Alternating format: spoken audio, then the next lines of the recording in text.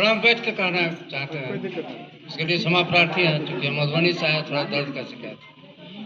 तो आज का जो ये कार्यक्रम रखा गया है, उसमें हमारे माननीय अतिथि सीओ साहब का हार्दिक अभिनंदन करते हुए एवं उपस्थित ग्रामवासियों का भी, अभिभावकों का भी मैं बीआरपी की तरफ से हार्दिक अभिनंदन करता हूँ।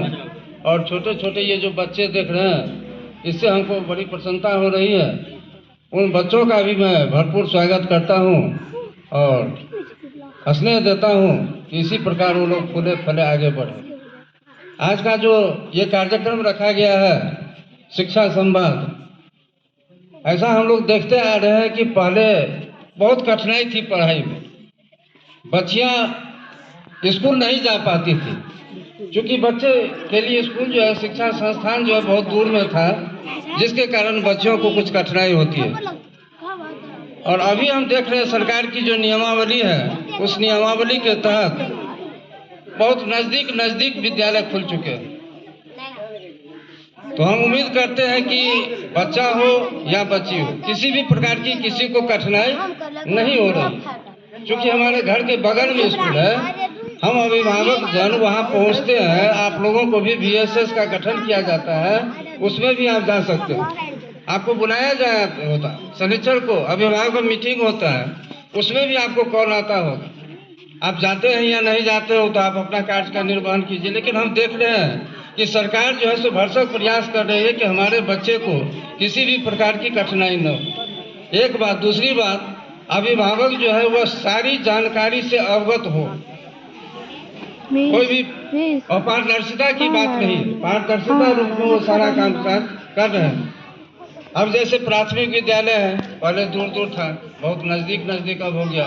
तो फिर इस प्राइमरी विद्यालय को मिडिल स्कूल में कन्वर्ट किया गया, फिर कुछ मध्य विद्यालय को हाई स्कूल में भी जोड़ा गया। तो हमको लग रहा है कि विद्यालय की अब संख्या जो है बहुत दिन प्रतिदिन बढ़ती जा रही है।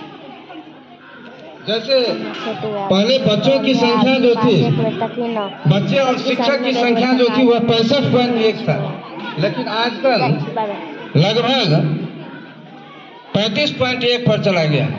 तो शिक्षकों की संख्या भी दिन प्रतिदिन बढ़ती जा रही है। हाल ही में बीपीएससी बहुत बहाल हुए हैं, अच्छे शिक्षक सब आए हुए हैं। तो उन लोगों से शिक्षा हम लोग कैसे ग्रहण करें, ये बच्चों के लिए हम कहना चाहेंगे कि आप लोग उनका पैर छान करके पढ़िए, उनसे पूछिए, सवाल रखिए, वो सोल्व करेंगे। बहुत अच्छे गुणवान शिक्षक सब आए हुए हैं। दूसरी बात है, बहुत से प्रोग्राम भी आए हैं। इसके बाद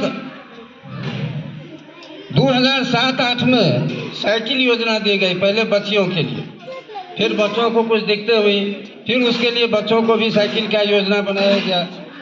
इसके बाद किशोरी कार्यक्रम, किशोरी स्वास्थ्य कार्यक्रम, जैसे नैपकिन होता है, उसके लिए भी सरकार 300 रुपये की व्यवस्था की है बच्चियों के लिए। तो हम देखते हैं कि सरकार जो है वह भरसक प्रयास कर रही है। बालिका प्रोत्साहन, इसके लिए स्टाइपेंड भी रखा गया, 600 है, 1200 है, 1800 है। तो इस प्रकार से सरकार हम लोगों को दे रही है बच्चों को।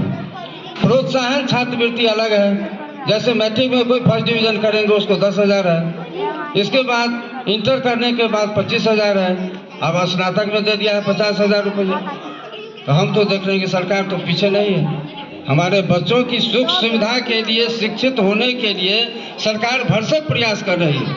अब हम लोगों का यह कर्तव्य है कि इस लाभ से हमारे बच्चे कैसे लाभान्वित हों, इसके लिए हम लोगों को आशीर्वाद देना होगा, उनको प्रोत्साहित करना होगा कि बच्चे तुम आगे बढ़ो और ये लाभ से लाभान्वित हो। प्री मैट्रिक छात्रवृत्ति अलग है, ये भी है बच्चों के लिए। दूसरी बात है पोस्ट मैट्रिक छात्रवृत्ति, ये भी सरकार व्यवस्था की है। दूसरी बात, अनुसूचित जनजाति और अनुसूचित जाति के जो बच्चे हैं, वो अगर सेकेंड डिवीजन भी करते हैं मैट्रिक में, तो उनको भी 8,000 रुपया मिलेगा।